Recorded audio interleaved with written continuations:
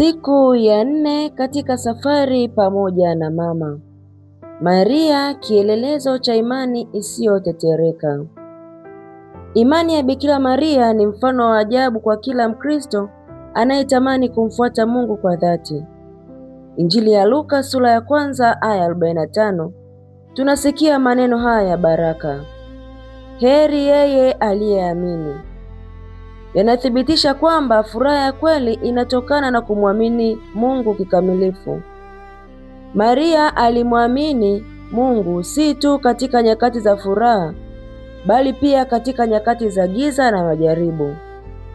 Alipopokea ujumbe wa malaika kwa imani, akaishi maisha ya kawaida kwa imani, na akasimama chini ya msalaba kwa imani ile ile isiyotetereka. Hakuelewa kila kitu kilichokuwa kinatokea, lakini hakupoteza tumaini wala uaminifu wake kwa Mungu. Mara nyingi sisi huanza vizuri katika imani, lakini tunapokutana na changamoto au mateso, tunaanza kuuliza maswali mengi na hata kukata tamaa. Maria anatufundisha kwamba imani ya kweli haitegemei hali ya nje, bali inategemea uaminifu wa ndani kwa Mungu.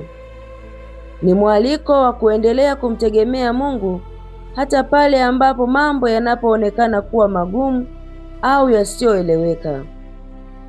Leo tujiulize kwa kina, je, imani yangu inasimama katika nyakati za majaribu au hupungua? Je, ninamwamini Mungu hata pale ninapokosa majibu?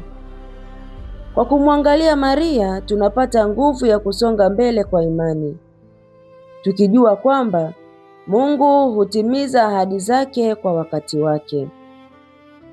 Nikutakie tafakari njema. Tumsifu Yesu Kristo.